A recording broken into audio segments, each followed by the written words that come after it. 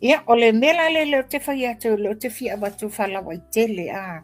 O se whaasoa I le tele o whawhita uli le wai tono o tatu atinu. Yeah. O le anana o lau atua vaenga ala tawa iliria a. Le tūlanga o whaamasinonga. O le tatu whainga malo. Ia leo ta whaasoa le lakapi. O vaenga whauwhai. O tūla fono pe o le LTRA o 8. O tūla fono palota. O tūla fono o le tūla fono ia sato pe vale le taimiri. Le whainga malo le HRPP. Ia o mawhaato sina o le whainga palota. O le tuaina tō fio se komesina leo leo. Wa le mautunu le atunu. Soli ngā tula fono ia o le aunga oita le pe fale fasio tangata o le whaamalosi o whanau teimi a. Tele awa. Wa le aise mapusanga o Samoa. Wa le aise mapusanga o Samoa. O le mea la le wo ulau la watu le epa. A whafonga me whale whianga le li pale mia. It's about time that you put your foot down. Wa umina tu wavanoa. Umina tu wavanoa. Wa ngungulu le atunu. Ia, te whafonga mai le whianga le li pale mia. I le taimi o lau singa ngasi tau sangan te anei. Le sa ese e atuai I le nofoa as a diasporas. And you look into Samoa I le mela tupu. O ina le na maua fo se malam la maanga. That's exactly where we are at again. Ua matua I te lele whawhita au le tula I mai. Tele nisi e tau wala au mai le tele o whawhita au le. Ia o isi whape ai o au se whalau tusia le fionga le li pale mia. O na le whaalong mai te mia pe a singa se mai mawhelo ai nei.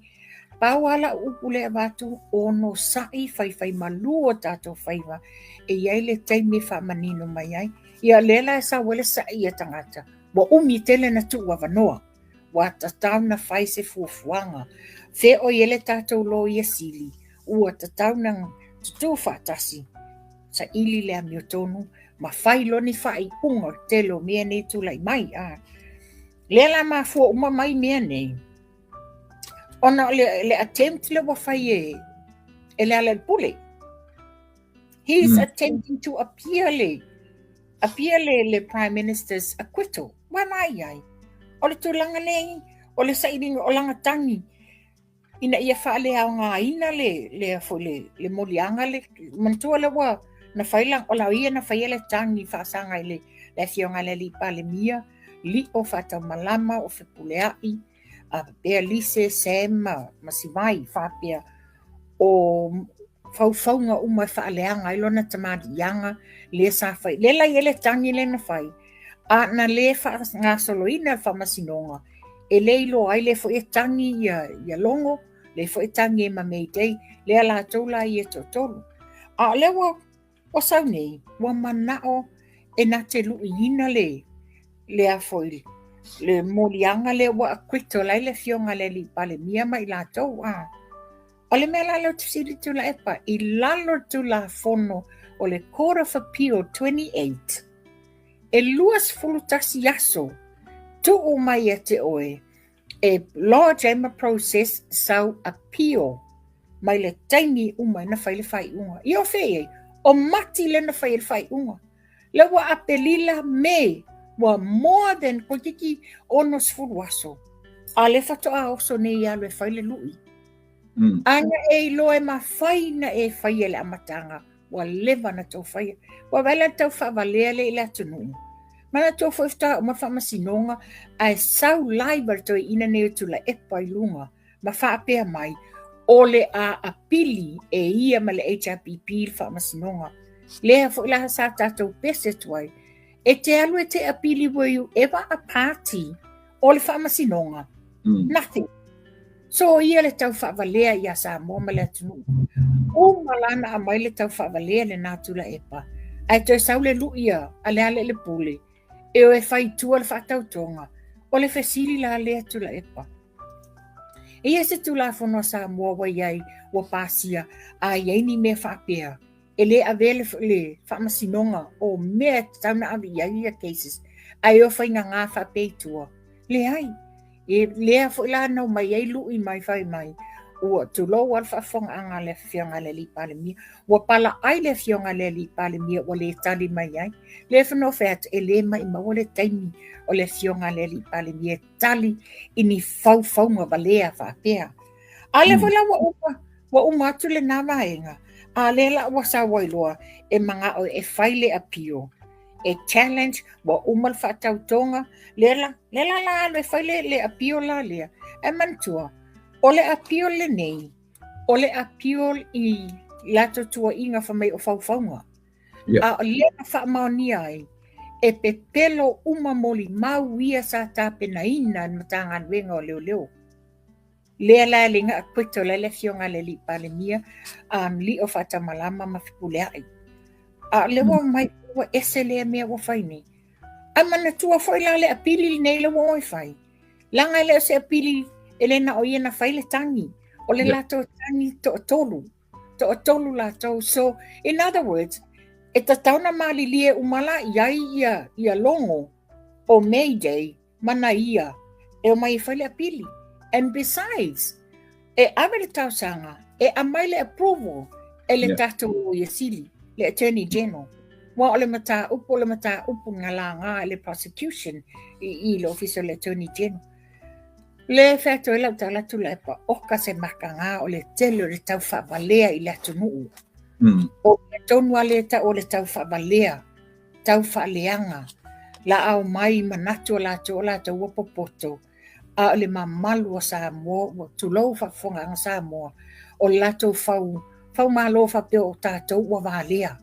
Le ai le walea o mamali. E le nofo mai mo atu. Au te whawhetai e latu la epo. O a tātou po kalame le nei. O I le lupe whalele o tautai iae. Ia le ata wasavea. O le tātou te whaamalama tuai mea I le mamalo le atunu. Ona o le tūlanga la le iai nei. Nā ana o mai a mai lunga. Salu lalo ka pita. Ai ale ai tātou te ewatua whamamlama anga ia Samoa. Ele o e le whaino le mafuanga wa watua mta upune tula epa. Ona manu o le tātitia nisi fo'i o tātou pai elections. E tuani a. Whaafafonga la Samoa le te leo whaale tonu le tula I mai nei. O ia whai elo whaamasinonga. E te lefie lango ina se pāti lātou te amaiani me pepelo man tau whaleanga. Lea la lena tātou wa ili to ngā mea nei tula epa. Se titilo iagi le whainga malo. Wa o le tau whaila le pule toi apili le solo fua o le molianga lena whaianga I le fionga le li pāle mia. Le la whapene sol. How stupid can you be? Wa matua I over tau whaavale. Manatu o tātou, lei whafo tātou te leilo atu me o lotu tupu. Ia, tātou tanga I whamasinonga. Le lawa o mai nela whamasinonga le mata upula le ia asiata. O lea na talo sanga le lo ia a le unga li ila lea talo sanga toi whaawau le lapo kalami. Le wata tala le tamatai whamasino. Lo tala ale mela le tula I mai nei o ka le tele ne puipuinga whapea e maukai e mai mautaimi le winga la tala mai mautaimi the same polo inga na whai atu la epa has he ever stopped it a ole a foi la se fua whatatau a le ofisa whamasinonga I whai ai e le whapea o whai atu o whaalo atau le whamasinonga malato whai unga o le comparison o vaenga ia o mea ia tutupu. E o whela le mea o lo o sawela mi o tonu I. A whaila ua tatala le vaenga le ungali I wa uplift le pena le ungali. Ai se ala le mea e le o mawhai e fo ila natalia le tau sanga asiata. E whai atu I lunga le video link I a lana case. Le sam whaina whaifa penale case a le pule. Sa mawhai na whaifa penal ke sa lele pule le taimi le na te amal palmenge contempt of parliament. Le na sa New Zealand whai atuelanga case. So if it's good enough ya lele pule maistangata, why can't it be the same mo isi fo i tangata anu o Samoa? Or is it because langa o le faipule? Le ai, o le tulafono le o whapea mar tulafono. Se longa te faipule, then you're above there. You're on that tier where, le ai, so o se tangata anu o Samoa, e anga waa, so o se tulafono, tusa le ai. Ia tulanga na le ai. Se e mai la so manatu de tulanga le keisa lungari, ilea a. Memo mua ia la ka makai ngai le mengang ka o fula i isim ta funga koronom. Ya. Mo mo le ta tilo. A foi lo a la o fa masinonga.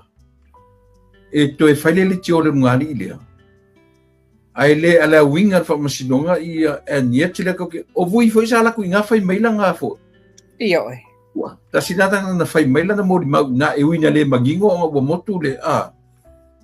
Marita mai tai le sa fai atu la na mori mau mai Australia i le case le ana Le keisa na Milton. Ia oi. i moni na la na fai mai la video video link le na fai mai la na i te mena kisi so le ala ke le mori mau me ia a o le fale tonu le wa mai ni fa masinonga wa alau i le tarsanga e to e fa au no vai foi mena nga fia se li si pa wala wa ai tasia le tali u ka fa mai mau kai ni e mkoa mai mau kai mi ko e mai ai si conditions nga wa mai ai io nga fula wa pa me vanga le ele usta ia tu le pa conditions ia mai meia so fel ko mamalu la ifeng conditions manga ainga me makaini o le fe mo mo la ba ua fa tanga le famsinonga ia ka mai ka ile ia le kiole ko fa au la po kalami au tapuni fa malama ile tar sanga a New Zealand ia asiata mai malana fo i tam fai mai da puni na le avanoa e fai mai i ni a fif a fai o le tar sanga le ngari le ua foi ua tu tiele la income mo la tu pe maua yo te lopo la tu pe maua na e femi o le foi tar sanga siata o a fai e siatu masamo o ia e fa lango iai lona ainga Moni lava. o ia e fa lango iai lona to lua o lona tina matua o lana fanau io o lana ngaruanga fa lango ia le falana ave tarsang alela le talia to fesili o ai la fafa a oitoso Me tonu ana le wo watuai. Ta faso ia manino Samoa. Ua tele lava nei mea le manuia wa dia e mai a. Ono le a. E le o tutusa ia le treatment o tangata. Yeah. O le mafu anga le wo watuai le mta upule fa mo ia asiata.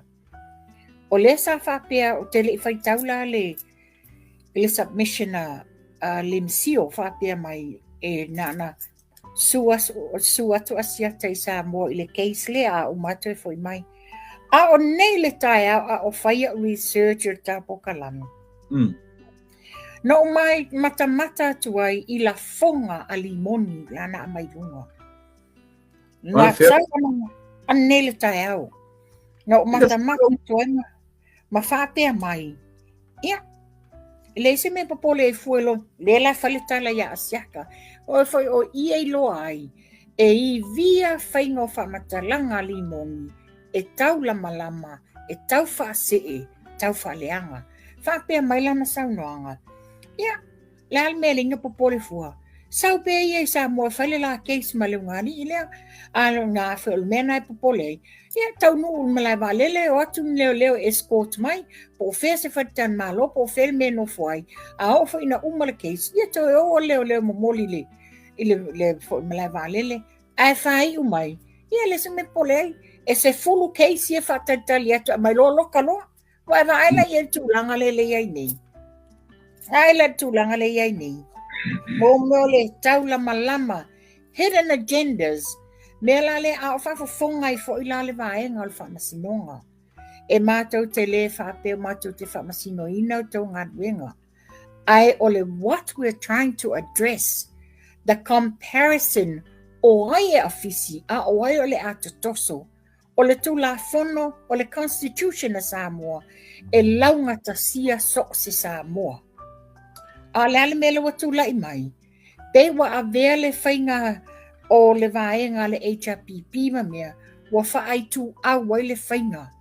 Le ai, a whai wa e whamasino, tātia ese lau vaenga whai whai, o lau vaenga te lang, that's your own personal views, o ai le pāti e te alo lango. But being you are public figures o le malo Samoa, you can't be shown as e ko ke bias le whaingo tō whai unga. Ta oi si mele ma fanua le tata no ni ya langa sa abe uma ia tarsanga le lo ia ale ngali le o talia le la fa wa le tio wa reasons vanga o tarsanga o le lava la tu pe maua ona o ta ofile la YouTube o le la matoinga ia malanga wenga tarsanga foi asiata o ia le breadwinner o lona ainga o fea la le tarsanga taria o fea tarsanga le taria and yet o le iai ia tangata na whai mai whafola tau mori mau le mori mau o malava le lalangi na iai mori mau na whai mai whafo anyway o le differences tula e polomea lea o i sa tauna tilo e le tu al whamsinonga le wa talo sanga le ungali i whaapea ua whaititia ona wale o te whaiela pokalame. That's a load of nonsense. Ale whaawau le la talii, le YouTube. O le whaawau. So there is an income that comes from there. Le whaawau la talii le la pokalame. Mafanua. Ile o te tala no atu from the experience. Ai tilo i viewers o pokalame ia. Ele se tu pe mo maritu. Mo ia le tala le whaiatu.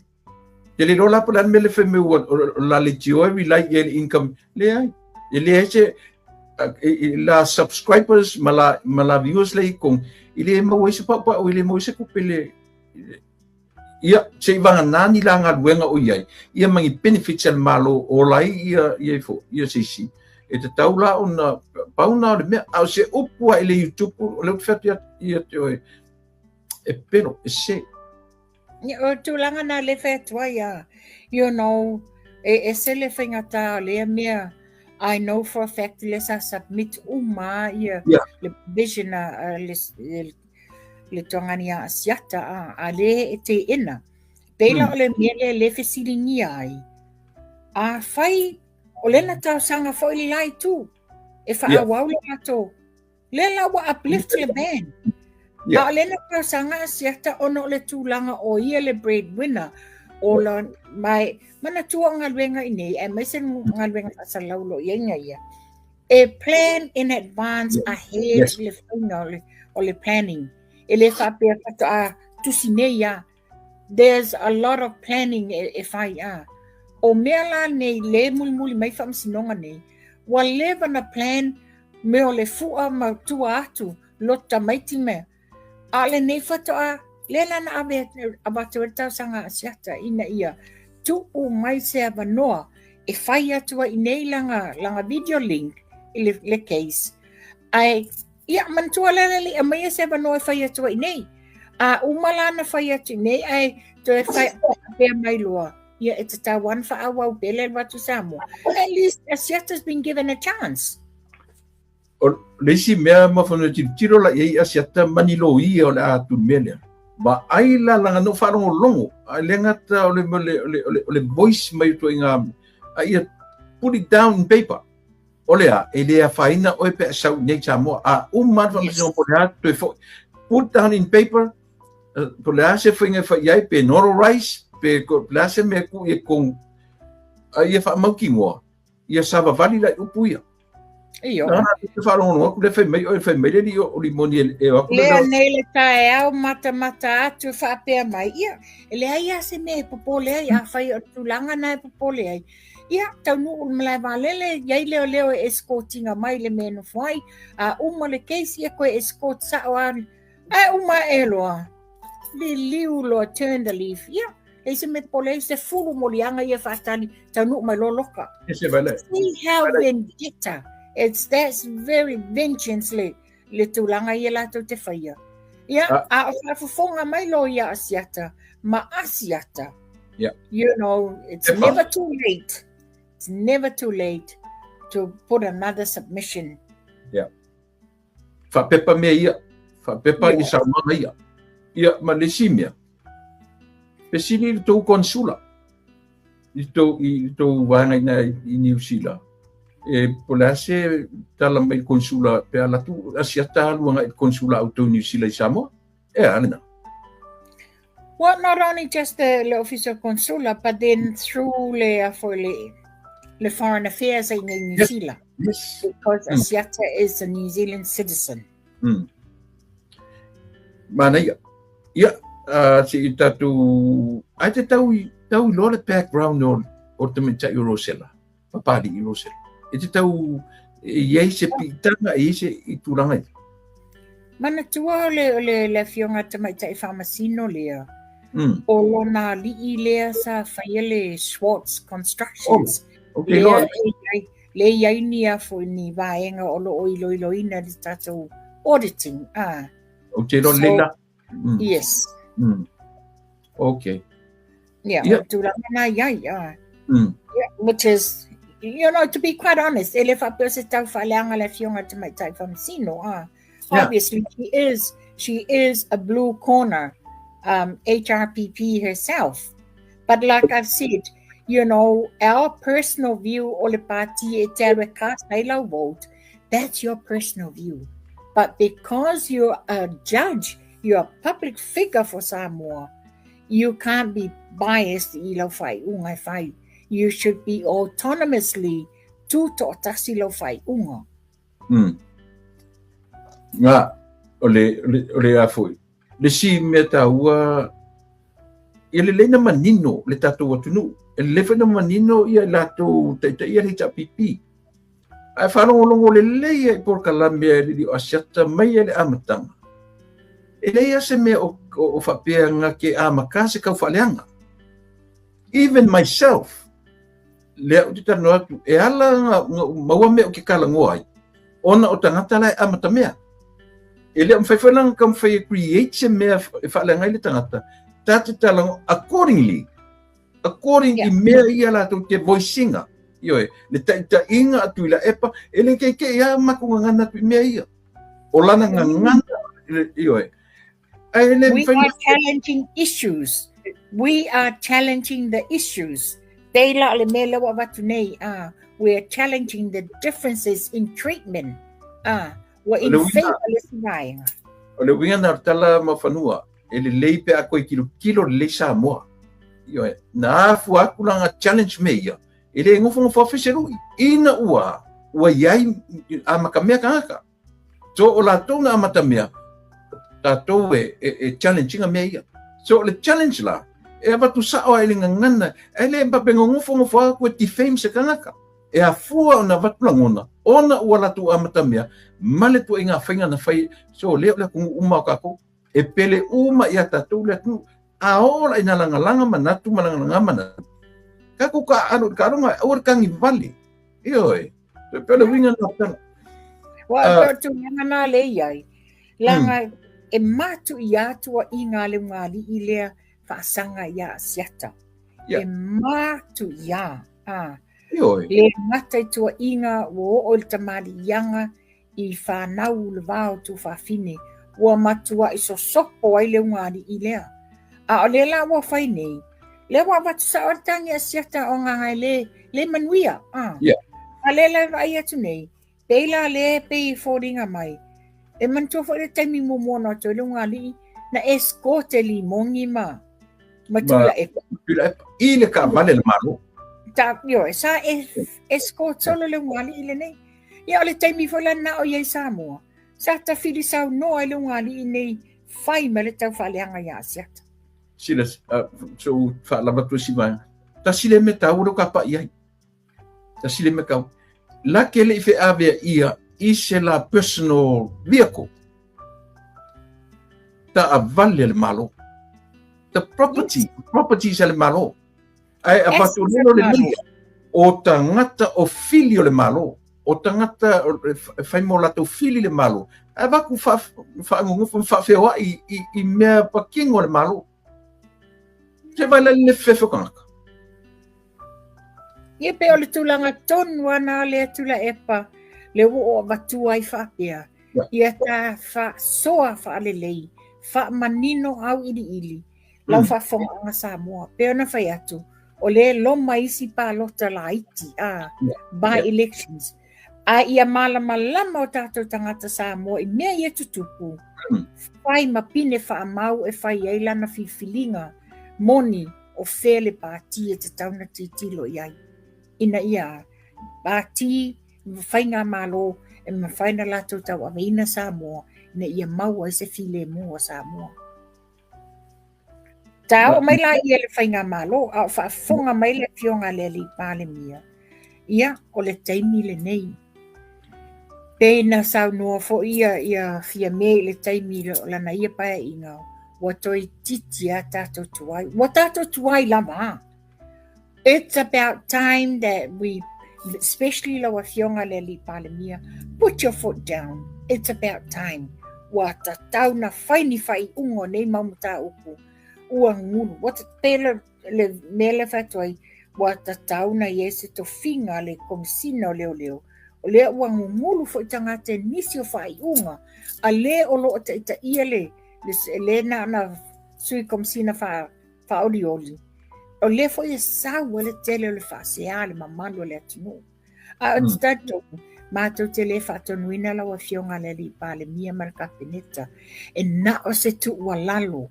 Na o se vaenga a tonu e mauais se sau mo se file mo se o tātou atunu. It's about time that a decision making needs to be done. Whapea foi ia le tūlanga le tātou Attorney General. O te taritonu lai manino le leila tu pale mia I tāpo kalame. Le o natele o esia. Le lava ka ofo I le situ. E ave a koa I lang manat manamona. A tau mai fo I le malo. Esia, se nanga whapena wingo tantalofa. Whapena le tatu baba ai. E ta tau fo ila le tatu whainga malo. No se whai mawaba ai mai me fo le tatu whautua ta whautua more le lingo le malo. O se taita linga tangata ni no wharo no whai pokana mele liro o sioiri. E sauera le mele ua mai tonu an mele ka au maia. O mai la li le mea ukua isi ka kou. E au ngoa ma koe ki kea e whela ma wharo no nei pua le unu. O fia nga ku ia kulea kungu kuila epa ise wha msinusili. A whai mai tali tula epa. Se o leo ki whakali Le nganga paia. So tangata le ma nga whangafa ma whau. But, e ka kaupu ia I tatu maro. Tiro, awane I whaiere mea na whaiere vanga lea. Awane I muri I tūlanga se vai. Au whawhangafonga mai ia. Whawhai te lea mo whanua. Whawhai te lea le tōre loto mwhaina mea. Ale mea ngai tele no pesito o tasi e mea ia. Whawhai leo ka kufakasi. Avere whi au lea le malo. Ioe. Ngai sea. E tasi lea mea o le tatu lo yesili. Nanga le ku lei mea la wanga ia. O le mea le ufilfili le malo le lo yesili. Ina ia whaafai ngofia I issues. Kai pela apili ia le approval. Kai pela le keisi leo ai foi. O asiata. Ea. E kakauanga ku kilo ia I se vaenga mai le official lo yesili. I mea ia. O te loa na ua avatua wa e whaaleo atua ta whi aure na silisila nesi tatu. E whawe au mai se tali. Langa kau ke pisa I mana awari ia whaaleanga mai e fofuanga makali ale malo. E whawhakai ora ngā. O le ala se te milata mai e ta avisa tapsa. Well, o le tāpo ka lamele wa whai atu teimi nei tula epa. O le tāpo ka lamele nei. O lo o iai advisors a le fionga le li pāle mia. O lo whaafafonga mai fo I nisi o le kāpeneta le pāle mia. O le tua lalo le awatu ua tatauna whai se fufuanga. O I nei, o le popolenga iai. Aua ne I musuia o tātou fast supporters le au langolango. Ina o le nei la vai tali malu atu tele ofisili. O le mele wa le malo lo telefoni le po ma le messenger. I tangata. Ia le la wo whapea I lo le ai. Wa tatau fu ina whaafafonga mai le whainga malo. Ma le tātou ainga fast. Ia watu se tu walalo. ina ia whaafile mua tātou members, tātou tangata lango-lango. Mai se ala le tūle le komisina leo. E whasatala no ai tula epa mai le amatanga a o si ngase mai le fionga le li pāle mia le tau sanganteni. Ia na whaali manino lava so vai.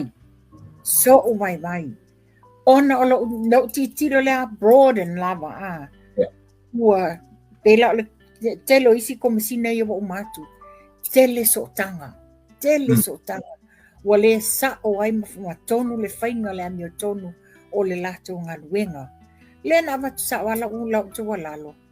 Wha wata tauna to e whaile mea na laina to Fia Sani Schuster. Sau normali I Sani Schuster as a commissioner. Ole taimi fole na. Taimi le na o tuto o tasi le mtanga luenga leo. Leo wa mafua uma nei mea se ina ua pull down mai e tula epa I le mtanga luenga leo I lalo le ministry. Ai sa tuto o tasi la wala tau. Ia lana watu tua lalo. Toe tau sanga mai le malo New Zealand e a watu se semi-retired commissioner e nate whaia ona se I tau fufulu le telo le ngasu o lo I te tonu o mtanga luenga. And at the same time, e mawhai e ngā nominate ni tātou sui komisina e train e le komisina le nei e lo ai po ai tonu tangata e whaamaoni ma au na whaamaoni mo Samoa. Wa matua mtanga luenga nei e malu e le atunu. Ai a whai o whaapele toso whaapautolo ne mtanga luenga. Whaafewhena malu le malu o le atunu. E te sila fia fo I mawhanua. Pio le mawhauwhaunga ana ina ua tuto o tasita to atunu. Ma ua sen mai tatu tangata ma onga ma watu ata mai watu mwhailonga. O le mea le au ki I. E sa oana e leo le poko whawhale a onga. O le le whamaongi o ngaka.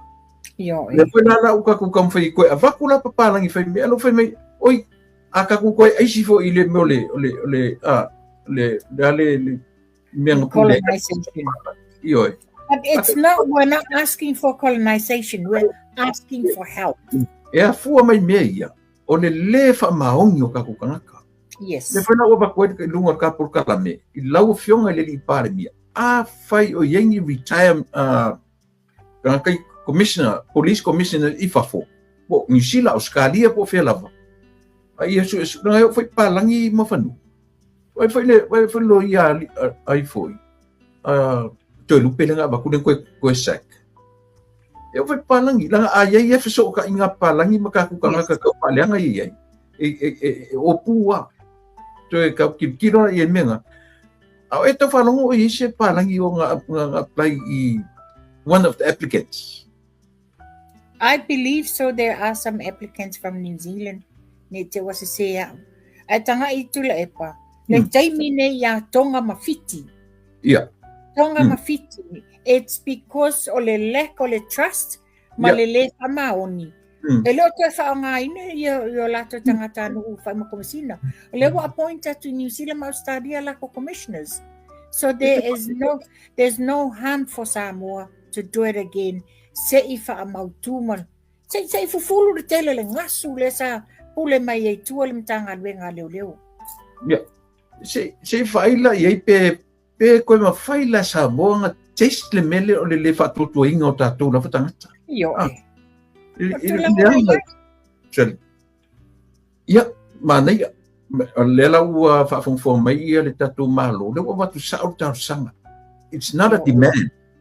But o tātou sanga. Ia ku iki ai le kau whaaleanga ma le mea o lo os whaingei. Ia, whailo se ka kou se tātou. Ia, o e taranola I le li o asiata o lea, o 100% to Coach Samoa, pia? O le tulana e le whapea o whewhe asiata e alu. A le popolenga o asiata. E le sao a wala I la atau mwhai e mai lei atua I Samoa. Ia, lela wa manino ne le tai au. Le wa manino ne le tai au. I le whapea mai e limongi. Na sau e malu so malia le sa o le tala le se me te popole ai a fai o le tūlanga na te mawhawha ia a point se leo e escortinga mai o le malawa lele a vele me te nuwhai ia toi a point se leo escorto e mai e toi whai o ia uma le tala toi whapea mai ia le se me pole is fulu molianga iai tau nuk mai lo loka ole ke le la fesili mele morianga i lea o morianga i lea o a me le tūlanga na le iai nei wa ta taula na ko ai loa mai ele le o lo tu le foi komisino leo po ala molianga ia wa molianga ia wa e ta tauna la to fai lo ia asiata me nei le la tasiala la utala le la bat i mai i mea o mai e fe mai le peo no fai atu a o le ia kilo le fo ia le e iai guidelines ale tauta ia ale a fo le ngo le Blue TV e le o iai i le tarano asiata so i mai ai la uti tilo mala babai le pau ale mele ina ai tangata ia ina uai lunga le tamalea ina ua reveal le tamale o foi o Samuel o ina a fesili la o angi mele ang interview le ua interview o le revelation o le revealing o mea ia le o ina ai pangangan mea a se upu i kelo pokala me pe afarong long le e lengi me ka e ongo fa pe e se ti fame yo so le mea nga o te fai atu e kan kuri lo anga yengi lo ia le lenga ke kuri lo inga le mea a mai la me a mai ka ngofi a mai ni fa manginga na ti fame asiata ia la ko le tulanga o le memo mo atu la epa wa le ele o fa ilo mai e komsina le o fa ilo mai ele ala pule momua ele o io se leo lua he has got nothing to do male mtanga wenga leo le la sa tau na fa ilo mai e komsina le ya asiata le taimina bato le tangi a me o le yeni tangi se fulu o le fa tantalia tu moia o le mela le tulai mai nei e fōlinga o se mai leila le mele la fai e toso tuai e siata i Samoa fa tantani e la isi tangi e se fulu o le taimi la le nei wa tatau ia asiata fa fonga mai asiata malanga loia wa tatau na fesili nia le komisina o leo o a molianga e se fulu leo wa fa ailoa mai e limoni. That's a good point. A vai foi na we o le la fa ka mai i ke lopo o ilo asiata alo ilo limoni Io ele winga le la tala. Nga mo i ko nga me o le loa e limong ale le loa ku lesi ku o le mele. O tulanga na la tonu ale tula e panalainga o mafau le ai. O ya o le tina o tamaita i Samoa. O le fale tapo kalame sosoani. It's about time. O mātou o tina o le pai male auli. A watu se tu walalo, a watu ni manatu mani ni le tatou whainga malo. Ia e mai se fo ma whaalau i loa whaalau i tele. Langa i le mana ia me ia la tu lai mai. O saula ia le tatou tu la fono alea mantua le tatou vaenga le SSIG. I le LTRA 2008.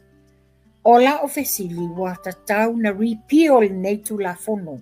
Ona wa tele ia a inga i lato mea sina wa yelo na whainga. O ta tauna repeal.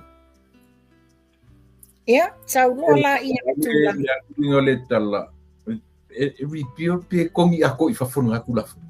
Well, either way. Either way. Lei mawhanua le langa. Ke lo le tala fo le e whameto ina tasina tana kaunga challenge.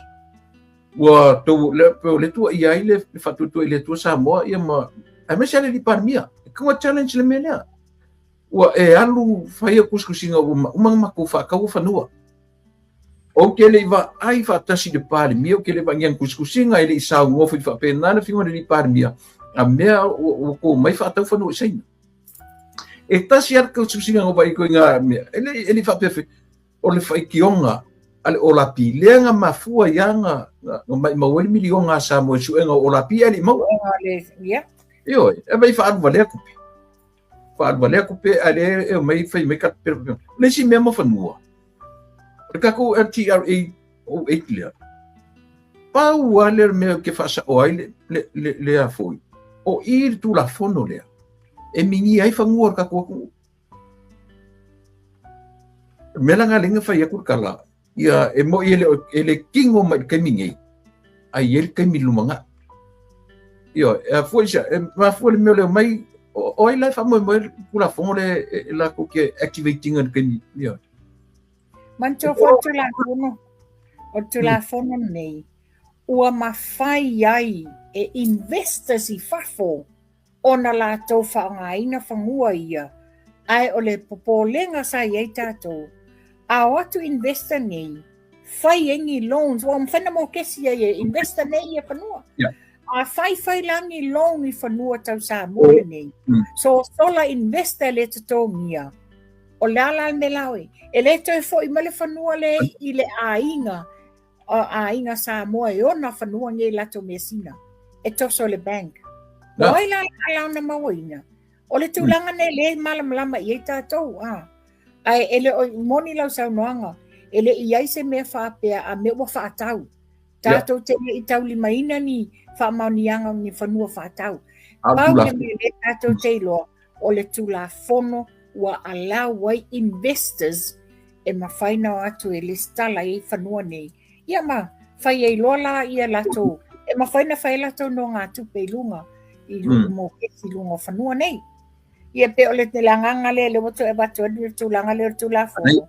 O mantua foi o le tātou vaianga le SSIG o le tātou te tāri talia o le ase tūlanga i ai le tūla fono lea.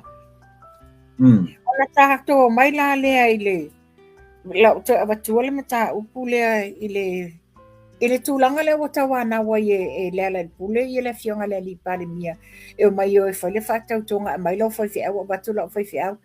Pei la o i o e leo se whatau ta inga le lei. This is the worst examples o le a ona tau mawhai e whai. A longo winga, o le alua le whasio tangata, wai loa le awha pui whapea mai. Ia, le na saoli mongi i le ala pule whatau tonga lea. O te mana o fwoi whatau toa i tua, tālo whai Samoa. Tālo whai whanau lalo wa oa Samoa. A whai whawhetai le fionga le li pale mia, nate le o talia ina. Wal mela le engei, o ai alu, whasio tangata, whai le to inga sori ngā tula fono. Ia, o le tūlanga la le la iai. Oi tatu oi whai, o lam whai tatu oi, whatau tō i tua no des. Wa le ai se mautonu oi o le atunu. Le mautonu le atunu, ma o le tūlanga whala le, manu ia Samoa. O te whaftai tula epa. O le tūlanga le wai ele tātou whai ngā malo le nei. O le taimi o le atua le wai e nei. Ta whewhe e pe ana whapeto e ofi mai la le HRPP. Ia o le tuainga malola le la tātou mawai. O le whai a le mea se so li ngā tūla fono. Ia fola i lalo ka peta. You know, le eise manui o Samoa e mawai. Nta mai lola ia la mta o muli le wawatua. O le wha to sina le whai ngā palota. Ia, ma whanua te tiri o tam ta muli na. Ta uare tātou e o pen mene. E vaingi le mentality o tangata ni. O le ufiufi o mea. Yes. Le ufiufi o le volanta tu whalongo i le tuenga ngana le misa la ura kapile na whai. Ioe. O le muso i loa le malo mea kau na whai. Ioe. So koe ngā attitude leanga lea. Koe ngā mafufonga leanga i o le whai o mea. Ai mo muso e ali lu. O i le alinga inga ingatu le epa i le malo fōre i kemigei. Ina isia. Langa lela adia e uma i lunga mea o tau sanga e fia se lau lenga saufa iai. Isia, a o intu le mai le fasa masolonga le leilanga langa. E malama uma i ngalu. Upo le atunu. Mea na tatanu nufo ingana. E kele me kakangu. E tele na wai tua epa. Tele na wai. Tele na wai tanu. Aba tuele mena langa leo tatu wharongorongo tu nei awa kapi malako mei e whai mai. Ia leo kakuan uwa ia tuile ata o mea o le mumusu e loa le malo. ia ni me tau ona fa ia ka mga i le manga Wa mantua melele tupune la ula kapi. Lena ta pa le ai api ia tala tupe. Wa over. Eu mai la so le se tala tupe wa vea. Ele te foi la fa aui mai le tanga le ai api. Fa pe foi ia manuia ia mai Australia. Fa aui manga le malo. Yeah. Le te fa aui manga le malo ono lea. Wa fiwa tawana ala le wa manino ai lai i fevesia inga le awali i lungo le ala sa fa ile fianga le li palemia o mea na le tatau na ilo le malo fa fena le ilo le malo o le o tu mai le lima le malo e a mai le tupe so sonia a le la manga e mongo e nga mia tua le la o tua pe sinda tama itala le o sa o se vai ia te lo o le leanga i o se au le tunu ai alu e represent Samoa ai le packing al malo le o tu le malo i me e te alu e te loa esel e mama sangia a o lo malanga le te alu o lo te lo tunu o lo malo le e na te tapena uma memo e te alu e le fengo fiel yo yo le nga ai mai ngai ka ngaka fa pengi au mai ngai ko nga me fa peng a sele tu lai po te tal tonu le tu lo te tal tonu tu langa na ono se tasi fo tau songa sa fa pe fone tau la muai i le tato au le man sa mua tu lo la ba ya solia Richard Kaping ya o fa langi le fo launga sa fa pe ino mato mafuta tu i talonga au i Brisbane le taimina o atuai le au. O nano wa ai lai ia wia. No titila iai. There is 2 tiers. There's 2 levels i. Yeah. Management mai lato nei. Sa fa whailunga i. Oh, in the cockpit le. Cocktail drinks. Mea ai and all this. Ai ta te wa ai na wa umata alonga nai tama. Oh God. Whai o le. Physical i lato ta alonga. Yeah. Mental stress. They need proper food and all that. Le fengo fi. Yo. Le fengo fi. Aka alo ka mai le afa. Ia foi mele na tupu le si au wa taunu utama ai le se toninga. Ele taunu watu toninga no this. You know, there's no communication. Ele o le leile communication. Ele o le leile lato wawa ai o tamata alu. E o foi ai lato wa foi trainings. Ele ai ni lato polo ma mea fai lato trainings. There's a lot.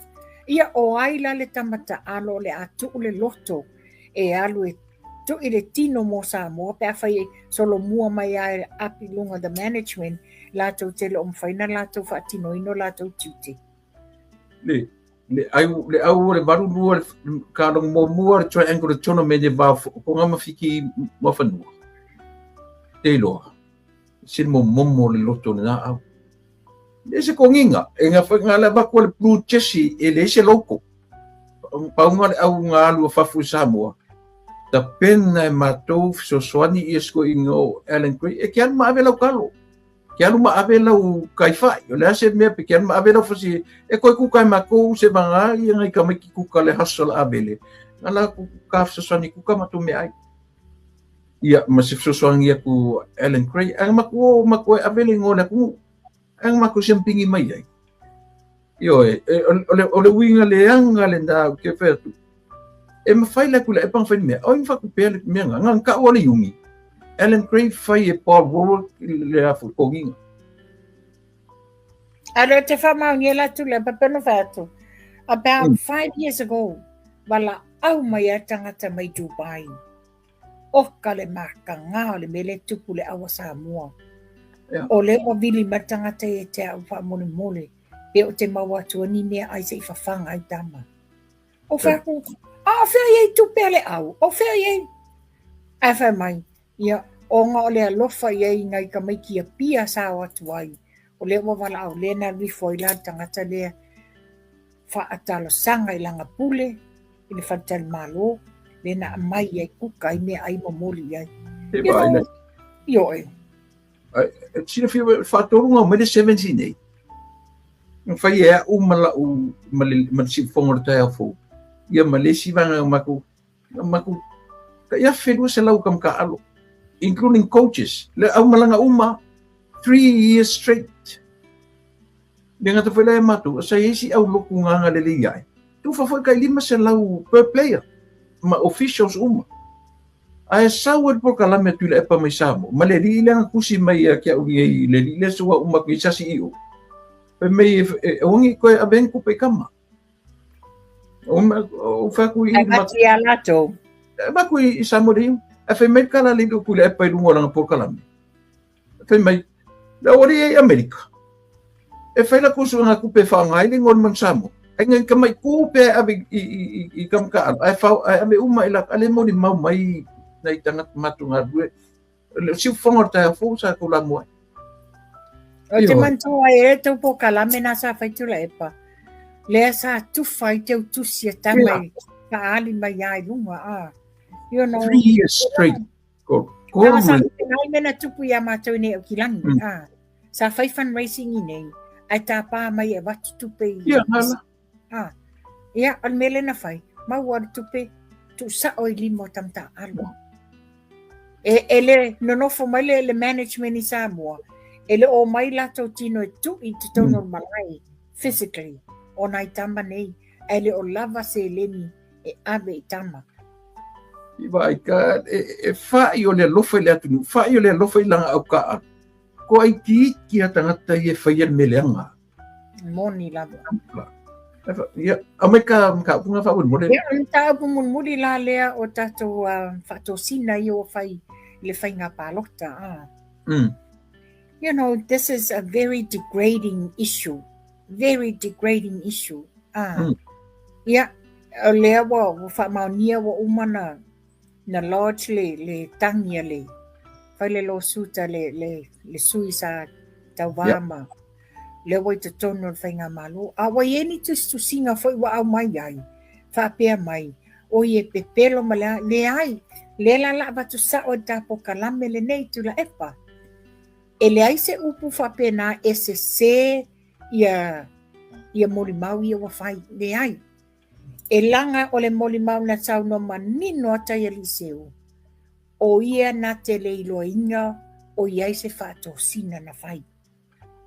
Ona o ia na te le whaia. E o se luas fusene na le mawhaino na whaia.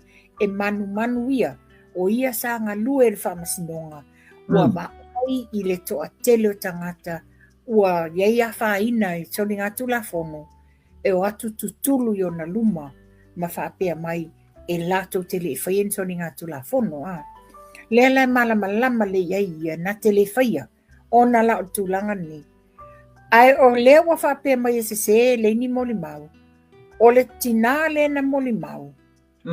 E le iloa e tai eliseu. O fito a umale le whainga palota le fiafi. Ai live sa o mai lo le tina. Live sa o mai le tina I lunga. O le tato lunga le social media. Ma whaali tunu mai e nā. A lea wa whai ei tua inga wha mai e pepelo le ai. Ia, na, wa watu manino la mai I. Yes, o lai nai, wa umana wha maonia. Lea wa abe te tono tangia a tai eliseu. Ia tato talia talo sia. Talo sia tula e pota talo. Talo sia ia whapea mai ele.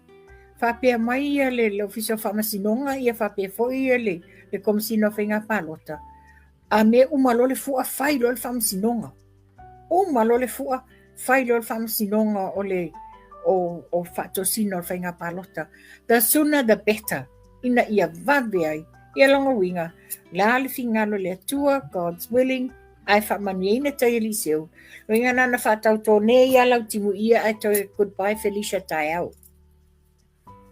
E hele mea mkau kia lut whanonga nonga tu iai. Yeah. E tau pe tau ta ua whamata o e tangata ia si whaipule. Yeah.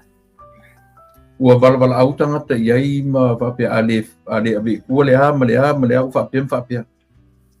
Kau kia a? Tau tia. Matau tia. Mana ia tele ta penanga le fionga le li whaipule a. Sa penga nu langa ina wa ele fa pe foi lana ia sa noanga.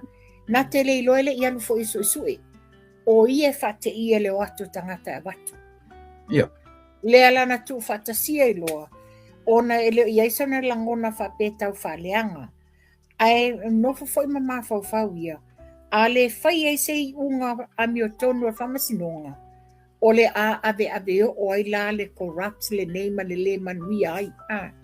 Le ala na lailo. Ta pena nu le fainga le lawsuit. Nga uma le lawsuit wa mautinoa le stampa le office of famsinonga. O solo le vale le mai ta fau masiona tolua. They need to relax. They need to have their minds set free. Le telo le stress mal frustration o le tulanga le iai. Mana ia ke kako awa se full foi aso le au mai I se meo se counter petition. Lima aso. Lima se full. 5 days. Yo uma Uma taiao. O isa o langa working days 5 working days. Ia. Wa le foi ko self complaint foi me wa uma foi aso le ale fa man la mai le fiona le fai. Mama le tai eliseu. O le Monday o le Mother's Day ele campinga le Mother's Day. Se vo atu o le telo le tau fa se ma le tau fa leanga. No fa no por kala mele di o si oli na fi. O mai tonu ala mele o tata no nei le o ta batu fa ta sama. O mai o le ali le me o fa pe o nguru le tunu uli ile tuaina to fi se komsina. Io ele fa pe la base lunga ka vule ka kapsa. Au ka ua vai le ka fo ka. Pero fa atu. Wa wele mai maualo taimi o te mata I po kalamea a folinga apa fano matuntongi. Io e te tau a foi mata I se kai mi foi e mawai manatu mawai po a ko me nga I la to le ngatarana ia e pe o le o to e fa sili ala ba ia mawala tu fa pe mai ai. Na le marusi ano le famsinonga le na uma le uma. Ua talea I il famsinonga le tali ale tribunal ale leo. Pe tasina me lo mai fa mai o fa pe mai. Se iba ai pe ai sia la le marusi anga fai unga talasa le na fai. Ua to lo ai ma be se ma cancel ai ma voi dai le avoi.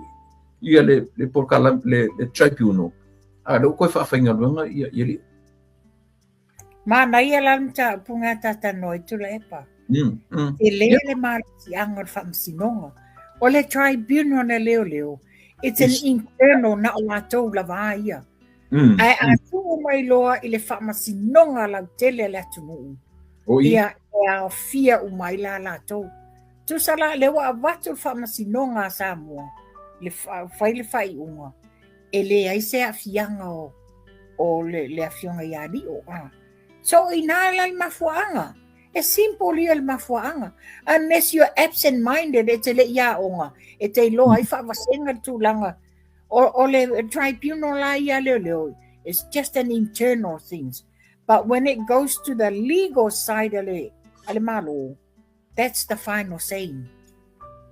Le si me pe le na voice mai I le mele. Mana ia tapa iai. Na ia tapa iai. Wa mai lunga masta mai tai fo le tamakatifa. Hene if oiling or price. Henifa price. A fai wa employee. Wa to employee el officer ia o. Kaulang ko. Alanga it's a total different story. Wa mau na singa luang arkingi. Yes. But me onga po She's moved on. She's moved on. You know. Na. Ole tani sa orana. Le femi a fe fa fainga longa li'o. Ka ka fulang fa fainga longa ia henifa. Well, if Henifa feels it's worth coming back, she will come back. But if she's moved on and she had a better chance in the meo lo nga lue nei po lao to for into studies, well, that's her choice. I don't think it's for might no we'll move on king here, but yeah. Ka kala no tasia ilim ta upule i le tāua o le role a le loisili. Le ala ua mai lunga i ele li matikilea mai o mga failanga fo ilanga apili. A ola se kali ale official wa le me se le vanga o ke mai te vanga o ke mai i official loisili. Pa ka tiklea i o ese. Nga ka fa no ese se le amaya declaration ale Attorney General. Because man tua foi, o le prosecution nei lalo le official attorney general. O le case le na fai, na represent le prosecution ia le pule ma longo papea me gay. So therefore, not only wa uma aso fatulanga ina o le whainga o le lawsuit, o le foi it's outside of jurisdictions ale Attorney General and thirdly ita tauna iyo wala nga le fa pena ese tani na tofu sia tangi nei lalo le prosecution ita tau foi la ona agreeable le to atolu le nei o le ala pule o longo fa pe me dei ele fa pe sawana ona ia o mele le tula mai nei tula epa ele fa fonga anga Samoa ua mana o lava le ala le pule e fai o ia o le tau mawhia sa i le wha mamalo na ingoa ai tuu wala tu la fono Samoa le la a whaile sa i lingo la sa iri la mio tonu o le hit and run o i ngā tonu lava e loa i le mamalo ingoa ma le mamalo ingoa ngā kongoa o le fia fesili la le atnu la kongu le mele ke kuri ai wha mamalo ingoa from what? O the main suspect. Tu sa le mana fa mamalo nga ingoa fa pea o ye mama o mea fau le na fai ele fionga le li pale mia li o fepulea lise Sam masivai. That's what le case le na fai sa idinga le mio tonu ona fa pea mai e mama ia o mea na fau ele vaenga le ale la wa manino ele ni fau nga o le manino e fau moli mau pepelo ale oleo. Ale umana o ale lui le fa sa roto ina le fionga le li pale mia mai lato. Ia, ale fatu. O le fa mama lo wingoa. O le sa ilinga la lea o aina faiele hit and run. Wa a mailo e manino e leo oe. Ia wa mama aila inga lo wingoa. Le se ngai te alwai. E le te alu e lui e fa mama lo wingoa. Ai fa fefele lui e se mo leva na taatia mai la matanga. La fele lui e se le te musu e fai. E fio so e lui e le fio di pare mia wai lo le se me a fiere ai musu e le face Sam. Musu e le face Sam. Leva na le lui e Sam. Anga o foi le li pare mia a fe wai lui ia. Le la lui ia ku oi. Alu e fai so truck test. Alu fai so truck test lo umang fai ia. Lo umang fai ia. Anga e fai so truck test. Ele se meta te pole el menatu la epa. Le la ama telefono. Fai una masina le ama telefono. Io o le winga langa le o ta fa puina le malo. Ina ne ese fo il fa kakali ku le fongo. Ala e fo le fongo le se me faia. O pe o ngale le concern. O te talitonu. O te talitonu o lo ta pena le fong fetalai ma le vaenga o le official fono. Wa mantua le na fa tali se uma me nei. Na toi tolo polo le fono al palmene ya me o inala le lo ai e atu le fono ya a matalona fai ala to drug test ma kasi la sul fono o masalo kasi la sul fono pe ma tasi le aso langa e fe ngai male sisingafu ya na fa ta e mai le pe o mar sisingafu